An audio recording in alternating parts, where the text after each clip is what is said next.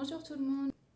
Je me suis aperçue que je me sentais agacée quand je voyais passer certains mots que j'ai appelés des étiquettes, certains mots comme des personnes toxiques ou un comportement négatif, ce genre de choses sur des publications que j'appelais des publications d'ordre de développement personnel. Voilà, en fait moi ça m'agace de voir ces mots-là sur ce type de publication. Et donc, j'ai fait un post là-dessus sur la page Facebook des mots dans ma vie.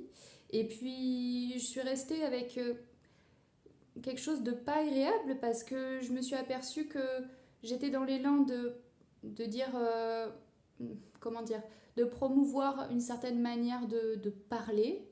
Et puis, au final, je me suis rendu compte, et parler dans la bienveillance, et puis au final, je me suis rendu compte que j'étais plus dans une énergie de aimons-nous les uns les autres, bordel quoi.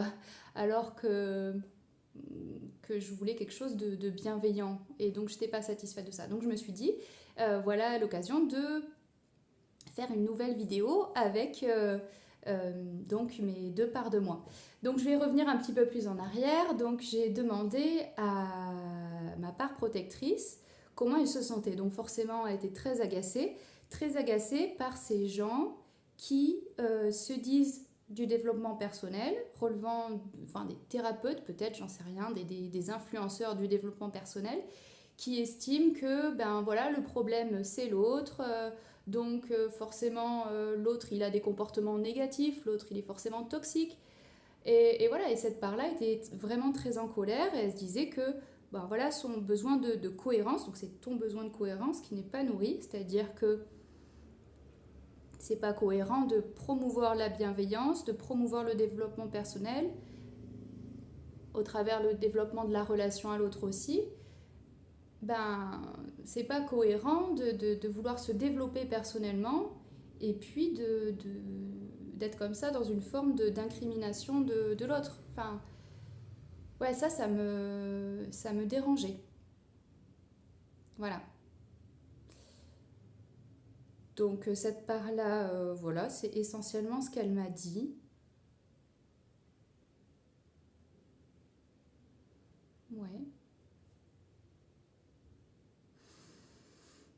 Et donc, j'ai pu aller écouter l'enfant intérieur, voir ce que lui ressentait.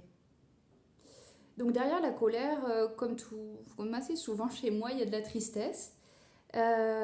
Et donc il était triste parce que ben, par cette publication, finalement, que j'ai faite derrière, ben, moi-même, je n'incarnais pas mes propres valeurs. Enfin, j'avais la sensation de ne pas incarner mes valeurs, c'est-à-dire que j'étais contre ces étiquettes, j'étais contre une accusation de l'autre, mais moi-même, en faisant cette publication, euh, j'incriminais quelque part ben, ces influenceurs du développement personnel ou ces pages du développement personnel.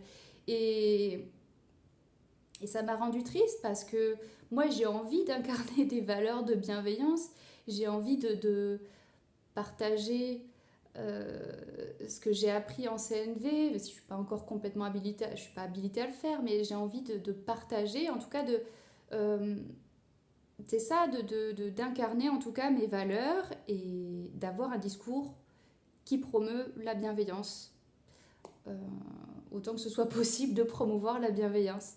Donc voilà, et puis après ce qui a résonné quelques heures plus tard, c'est que moi-même en fait, dans mon entourage très proche, j'ai une personne avec qui c'est très challengeant d'utiliser la CNV et parfois je vois que j'arrive pas à utiliser la CNV, donc la communication non violente, avec cette personne. Et des fois, ben, je ressens de la tristesse et du désespoir. Je sens que je manque de confiance dans mes ressources. Et ce qui est le plus triste derrière, c'est l'idée de peut-être perdre ce que mon chacal me dit, enfin ce que ma part protectrice me dit, c'est peut-être que tu risques de perdre cette relation parce que tu n'as pas acquis assez de choses, assez de connaissances en CNV. Voilà, et du coup c'est très, très douloureux. Donc derrière tous ces jugements, toutes ces accusations, il y a vraiment un besoin à la fois d'incarner mes valeurs et puis un besoin de connexion avec cette personne qui compte vraiment beaucoup pour moi. Voilà. J'ai fait le tour de ce que j'avais à dire. Eh bien, voilà, j'espère que cette vidéo vous a plu et puis je vous dis à une prochaine pour une nouvelle vidéo. Au revoir!